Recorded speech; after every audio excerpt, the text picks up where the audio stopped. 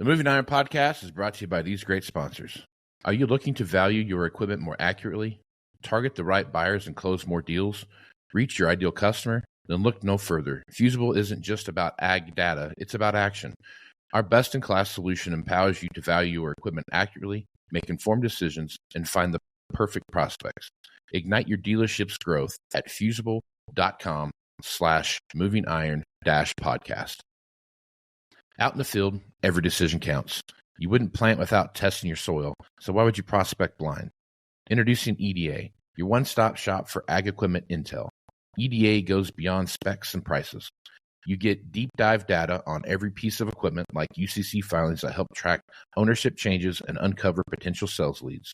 D&B firmographics, which help you understand the financial health and buying power of potential customers. Market trends that help you stay ahead of the curve, and insights on equipment demands and pricings. With EDA, you're not just looking at data, you're seeing opportunity. Find the right buyer, sell smarter, and build lasting relationships.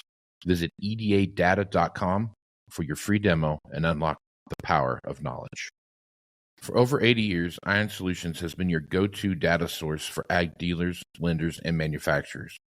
Get powerful appraisal and value forecasting tools that fuel profitable decisions anytime, anywhere. Get your free demo at ironsolutions.com. Iron Solutions, confidence in every click. Today, there are many ways to finance ag equipment, but nobody delivers simple, fast, or flexible financing like AgDirect. Learn more about your options to buy, lease, and refinance equipment at agdirect.com. Valley Transportation has been hauling ag and construction equipment across the country for the past 33 years. Call Parker at 800-657-4910 for all your trucking needs. At Valley Transportation, our goal is to help you reach yours. When you partner with Axon, you immediately gain access to a full range of products and solutions designed to meet the complex needs of today's grower. We carry all major brands and sizes of tires and wheels. We specialize in large diameter wheels for large equipment. We have one of the largest OEM replacement wheel inventories in North America. Known for extreme flotation setups, duals, and triples, we have wheels for all makes and models of tractors, sprayers, combines, and grain carts. If we don't have the wheel in stock, we'll custom build, sandblast, and paint in-house. There isn't a more vast inventory in North America dedicated to helping dealers move more iron. With facilities on the West Coast and in the heart of the Midwest, leverage our 230,000 square feet of indoor inventory to solve any problem a grower may have. Move more iron with Axon.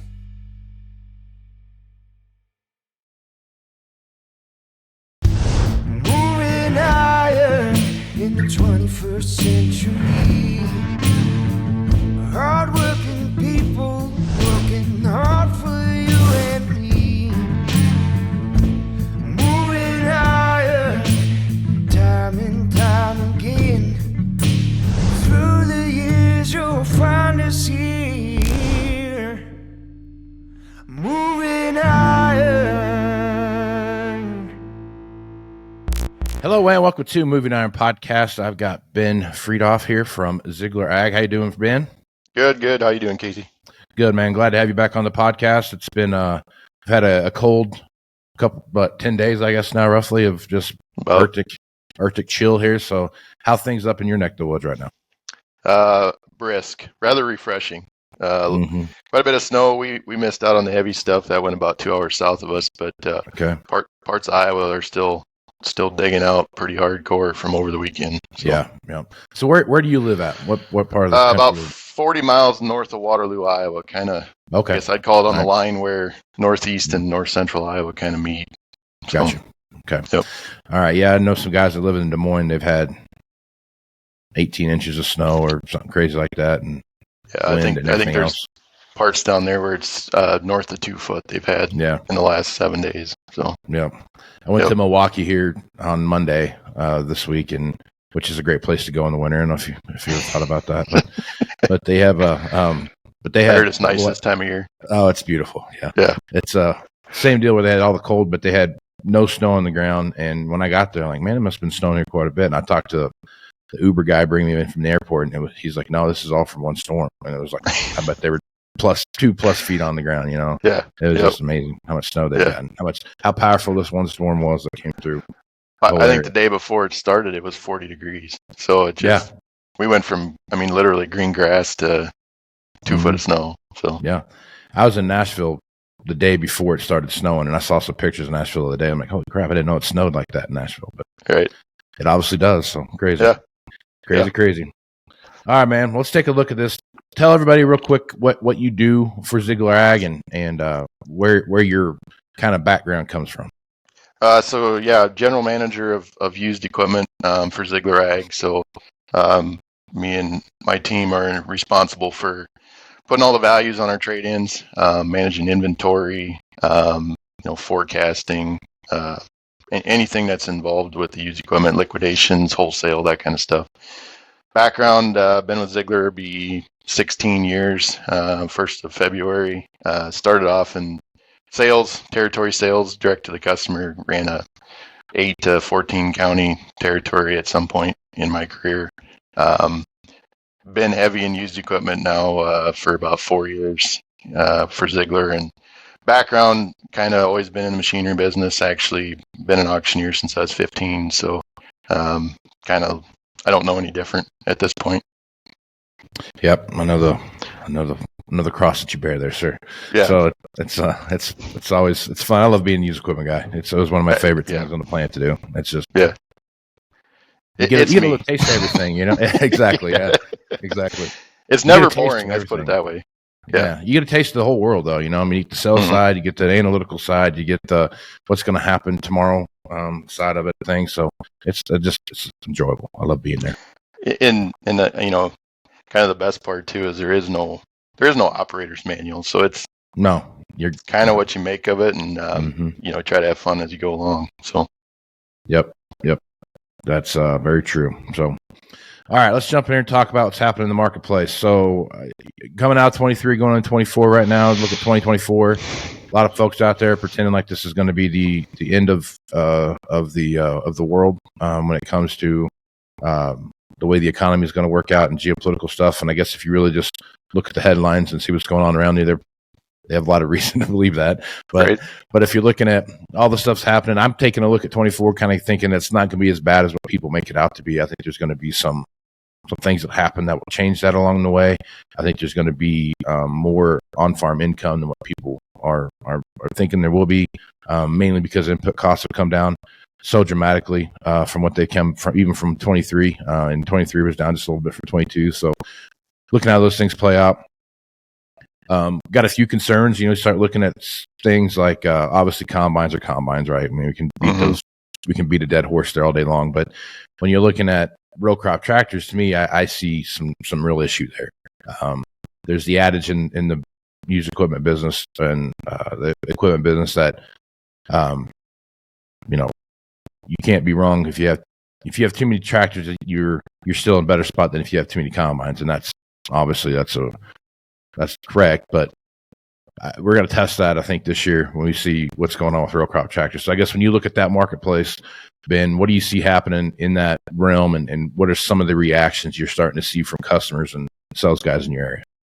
So I guess I would agree with you. There's a lot of doom and gloom on 24. I have a somewhat optimistic opinion, and I guess by optimistic I mean maybe more of a status quo or a flat line. We're not going to see bang buster year, but I don't think it's going to be as bad as everybody thinks. Exactly. I think it will be slow, until, middle of the summer, maybe, before we get a lot of traction, just because in my area, very dry last year, until we got this recent snow, very little moisture has come in. I mean, we're talking maybe a couple inches since the end of harvest at most. And so we're way behind on the moisture line. So that's put some nervous into the market up in this area. Interest rates, obviously a big player now. It has seemed to become more of an issue. We're trying to throw some programs out there. There's some subsidized rates that are helping out a little bit. It's not been a deal breaker. It's just something that has become a bigger part of the conversation, in my opinion. Historically, we're still long term historically sitting at pretty good rates. So we got to kind of get over the shell shock. It's no different than the first time gas hit $2. Pretty soon we got used to it and it was fine. But we're there. Inventory wise, like you said, combines, it's everybody's kind of Achilles heel right now. A little bit. Row crop tractor.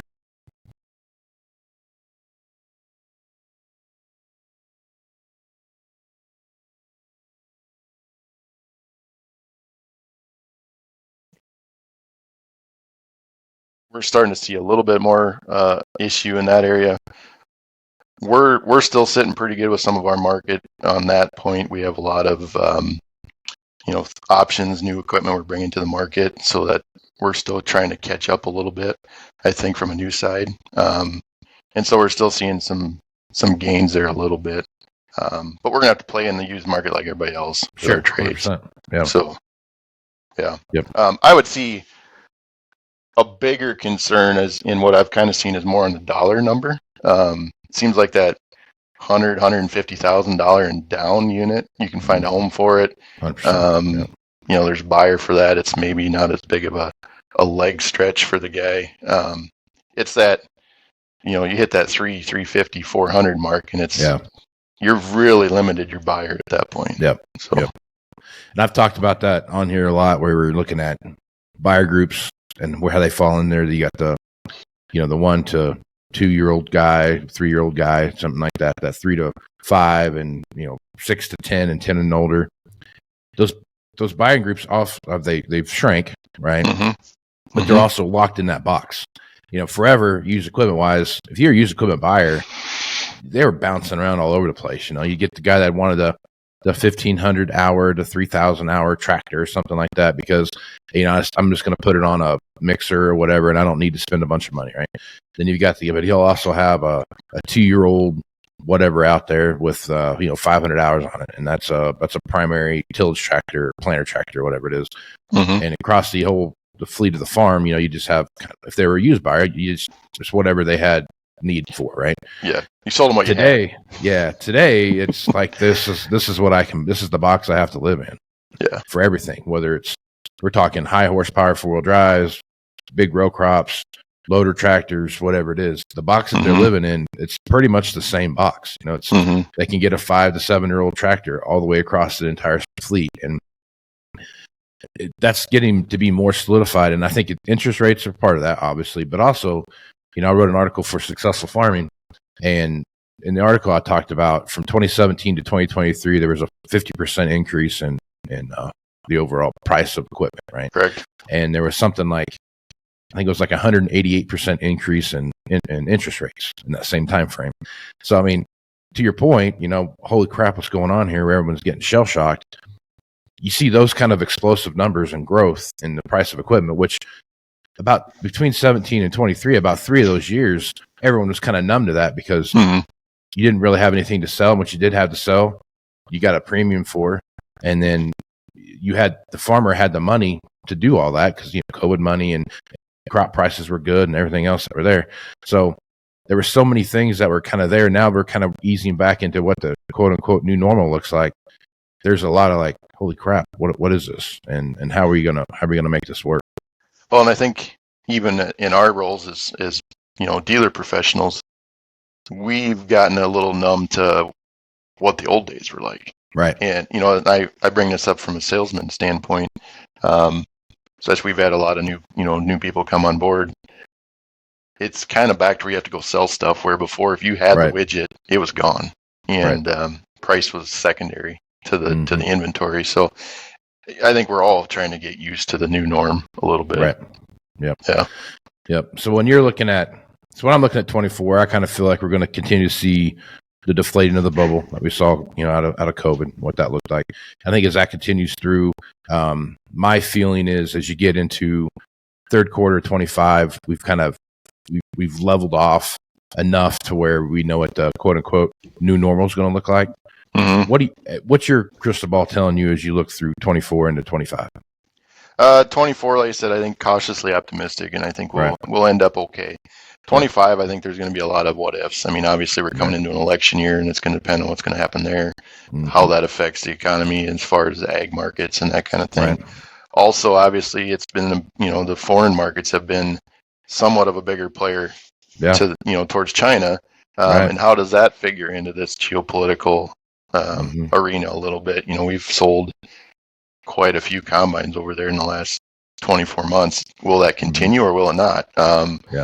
We go in the other direction. Ukraine pretty much off the table. We haven't sold anything over there. So does that change? And will that help us with some of our, I guess I would call inventory problems? Right. If we get these people back up and farming in the capacity that they once were. So I think 25 is a little bit more of a crapshoot for lack of a better term.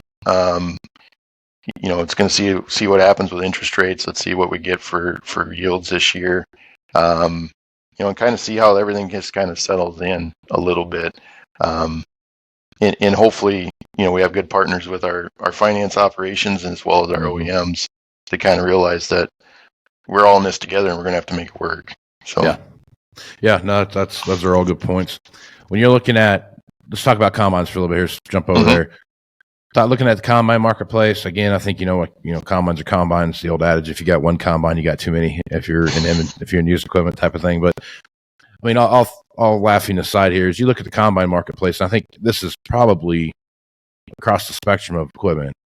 So much of what we see inventory wise is so front loaded in that first 1, 2, 3 year old stuff that's between 200 and 150 to 350, 400 hours. And then you start getting on the other side of that hump, and there's not a lot out there. And I think there's a bald spit in the middle. Yeah, exactly. Yeah.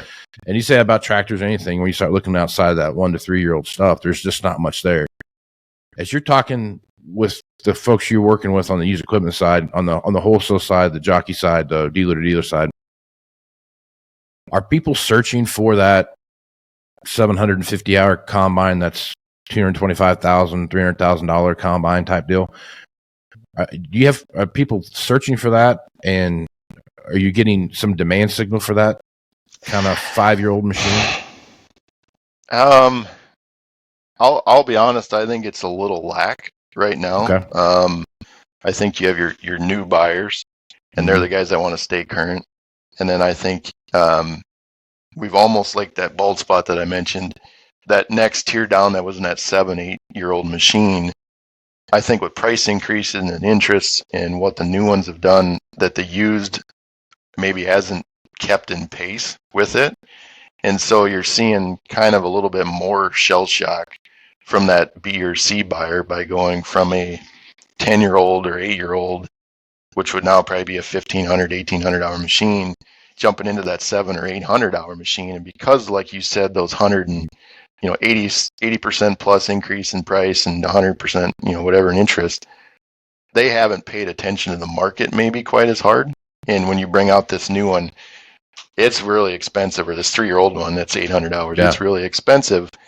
But on the backside, that 7 or 8 year old one, as you know, is not worth much. And there really isn't a lot of buyers for that machine. And so that spread got bigger, in my opinion. And I think that's caused some pumping of the brakes, so to speak. And a little bit too, I think the customer base hasn't modernized on what it should take to trade for per hour on a combine.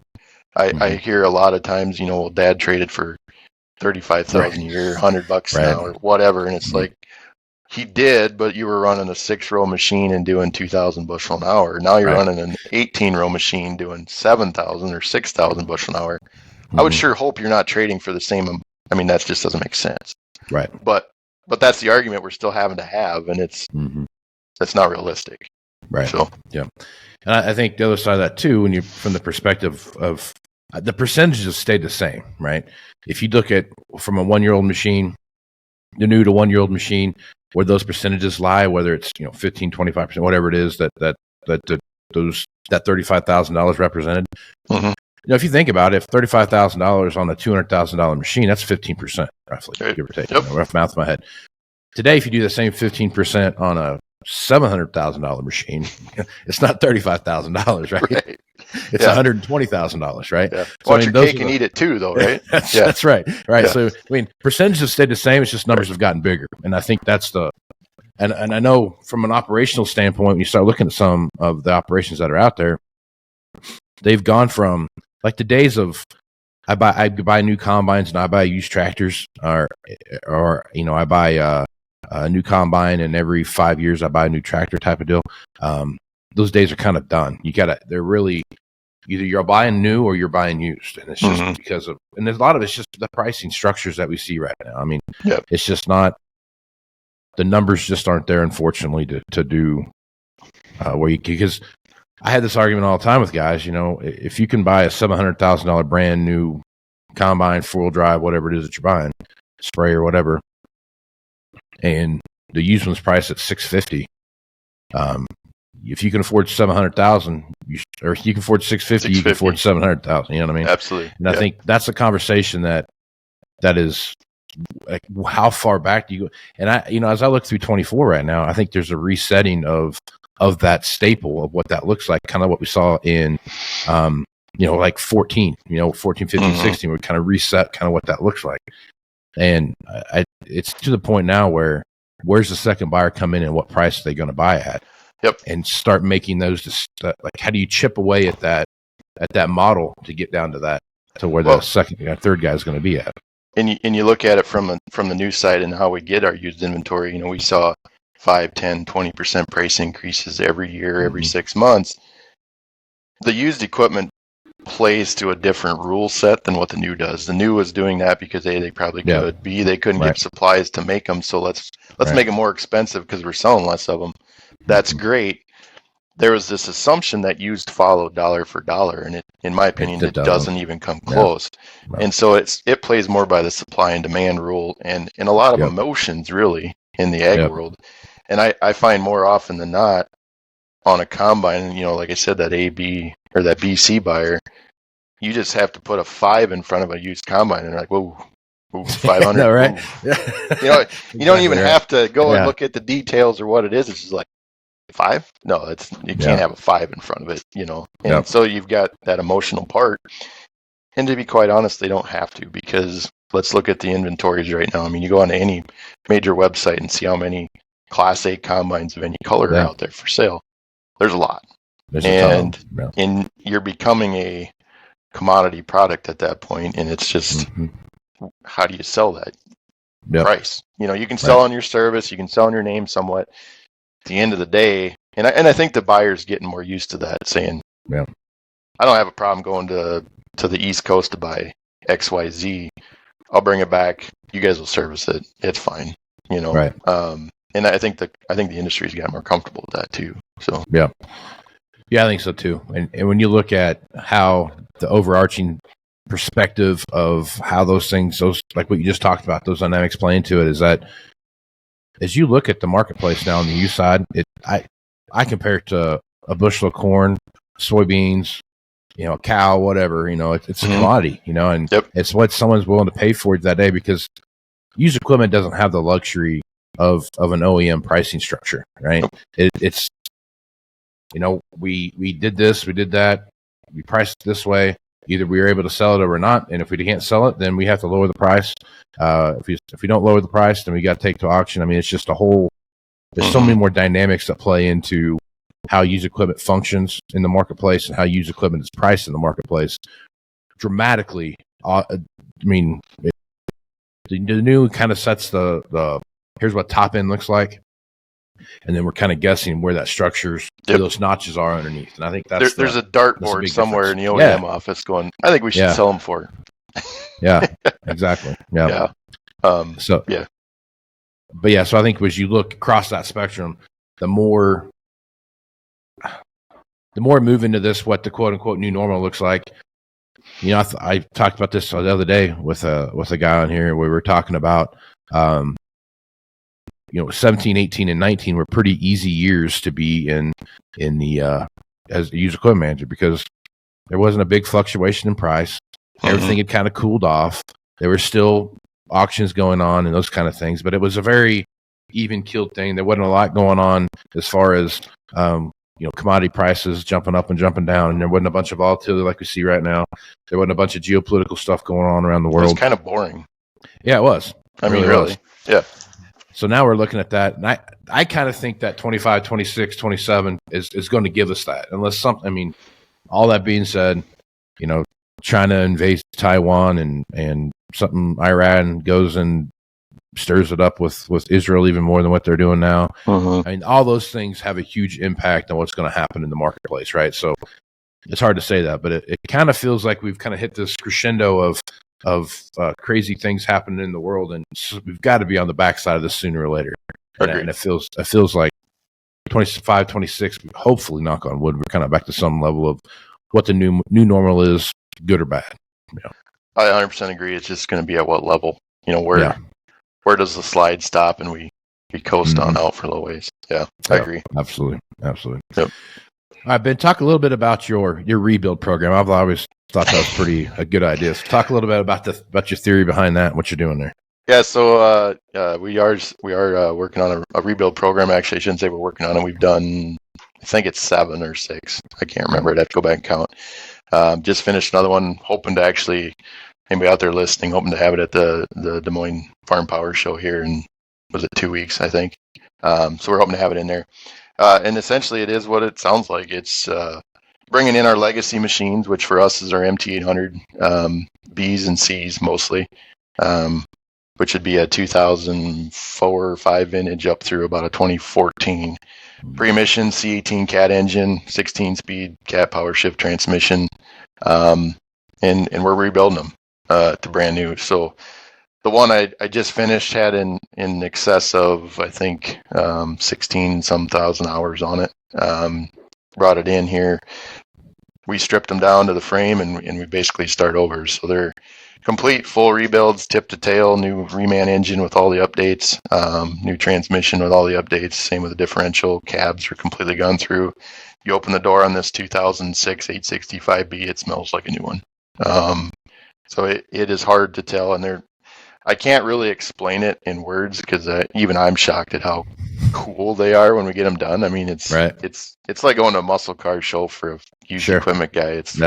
It's the GTO or the Nova or whatever your brand is. It's an 865B. It's big and cool and loud, and I shouldn't say loud, but it's C18 and good big old brute of a horse. Offering some warranty. This isn't, we've got some programs with AGCO helping us out, but also we're offering warranty through Ziegler on those. So, I mean, this is something to kind of go out, like we said, on these price point machines. A new these would be 550 horse, give or take. Compared to a new one, we're hoping to be about a third less, and you get a pre-emission tractor. That unit tends to be, that big horsepower tends to be in our area. We'll call it a big dumb horse. It goes back and forth. It pulls a ripper. It pulls a field cultivator. So not a lot of, uber awesome technology in there. Just got to be a lot of power, got to be reliable, and it's got to be somewhat comfortable. And it hits all those marks. So going out there and kind of hitting that niche market where I need a new horsepower. I really like my old tractor. I don't want to spend $700,000, $800,000, $900,000 on something just to pull a field cultivator. Right. And so we're doing that. The big picture that we're trying to get to, and so the 6 that I've done have been machines that I've gone out and sourced, and we ran through the shops under my eye and my ownership. Long term, I'd like to move this to a customer-facing program, to where the guy brings in his legacy machine.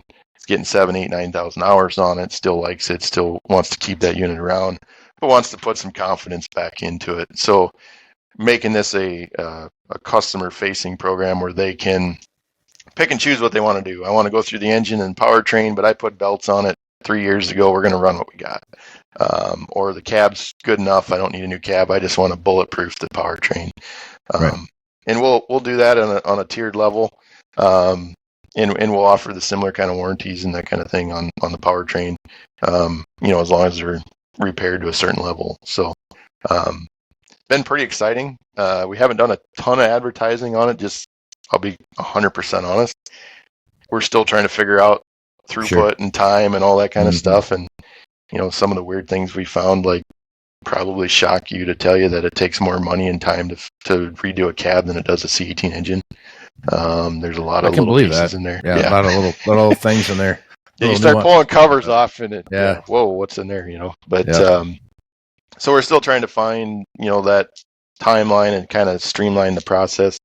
The other side is just, getting parts and that kind of stuff still been good, but it's, it takes some time. So we're working on that and coming out with some better programming to get more of a, assembly line type thing going on. And so yeah, I've actually had calls from all over the country, inquiring on, can we do this with ours, including out of the country. So there's some pretty big projects out there that use these tractors for things other than ag.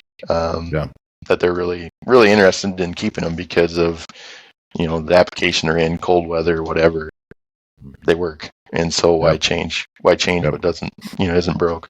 So, Well, you read the stories all the time about the cat motor graders that have 64,000 hours on them because they've rebuilt them 3 times from tip to tail and what that looks like. So that's pretty impressive. I'm interested to watch how this evolution of this works out for you guys. Yeah, and it obviously for us, I mean, it was an extrapolation of the Caterpillar side of the business, doing motor graders, doing dozers. I mean, we have a full part of our shop up in Minnesota. That's all they do is rebuilds for the construction side. So we always kind of knew or thought that there was this opportunity out there, and it's proven that there is. It's just we got to kind of, fine tune it and get it figured out. So. We're staying with the big frames right now. A little concern, or my concern would be, as we move out from there, time, labor, effort is going to be about the same regardless of what tractor you build. So if you get into some of the smaller units and that kind of thing, are you going to spend that kind of money to get less of a machine? And the other issue becomes in if, you get into like a row crop tractor. That tends to be your planter machine, a little more technology. You want a little bit more stuff going on. I can't put a new cab on an older machine, so you're kind of limited to what was available at that time. So we haven't moved into the 700 series yet, but would certainly entertain doing it. And it's definitely, it's something we could easily do. So yeah. Well, be interesting to watch how your evolution of this takes off and runs, because I think there is absolutely a place for this, especially even on it doesn't matter what the manufacturer is. Some of the stuff when you're looking at how pre-emissions stuff really starts to play into that, it's still pretty cool to see a tractor, going to get under a load, blow out a big puff of black smoke. That's still pretty cool. We're still red-blooded Americans, so that's right. That's right. You can take the boy out of the country, but you can't take the country out of the boy. That's right. That's right. Yep. All right, Ben. Good place to stop right there. Folks want to reach out to you at Ziegler Ag. What's the best way to do that? Call me on my cell phone, 641-745-5427. Right on, man. Yep. Ben, appreciate you being on there. You've been to the Moving Iron Summit a couple times now. Talk a little bit about that and what you get out of that. Yeah, I think I've been there, 3 or 4 years now for sure. Great event, a lot of networking, a lot of times we get stuck in our paths, where we're at. And I think that's true of any dealer, and allows us to go out and say, hey, how do you guys do it? How do you, what are you seeing or whatever? Kind of like, what you're doing here with your podcast. But, and really, I guess, allows guys to realize that, maybe the battles you're fighting aren't just your battles. Everybody's fighting them, logistics, interest rates, whatever. So good opportunity to network. A lot of good learning ability, with breakout sessions.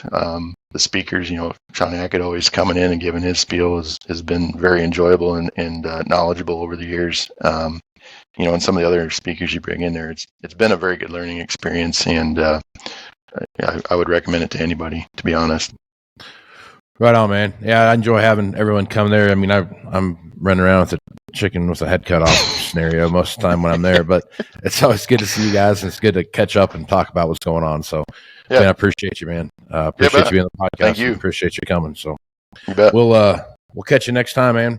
Ben Freidhof, Ziegler Ag, used equipment guy there. Give him a call, man. He's a wealth of knowledge. He's got a lot of good stuff going. You should check him out. So, Ben, appreciate it, man. You bet. Thanks, Casey. Right on. I'm Casey Seymour with Moving Iron Podcast. Check me out on Facebook, Twitter, and Instagram at Moving Iron LLC. Go to LinkedIn at Moving Iron Podcast. Go to Snapchat and TikTok, the same place, and you can see the video version of this over on the YouTube channel, which is the Moving Iron Podcast YouTube channel. Check it out there. Go to Moving Iron LLC for everything Moving Iron related. And if you want to join Ben at the Moving Iron Summit, that will be in Nashville, Tennessee, November 4th through the 6th. And so if you need more information about that, I shall have some stuff out here shortly about how to sign up for that. But if you need some more information about that, send me an email at movingironpodcast@movingironpodcast.com.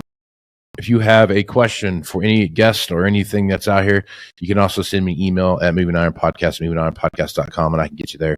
Or you can just hit me up on one of the social pages, and we'll do it the same way. So with that, I'm Casey Seymour with Ben at Freidhof. Let's go move some iron, folks. Iron Podcast is brought to you by these great sponsors. Are you looking to value your equipment more accurately, target the right buyers and close more deals, reach your ideal customer? Then look no further. Fusable isn't just about ag data, it's about action. Our best-in-class solution empowers you to value your equipment accurately, make informed decisions, and find the perfect prospects. Ignite your dealership's growth at fusable.com/movingiron-podcast.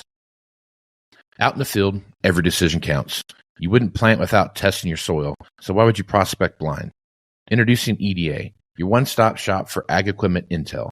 EDA goes beyond specs and prices.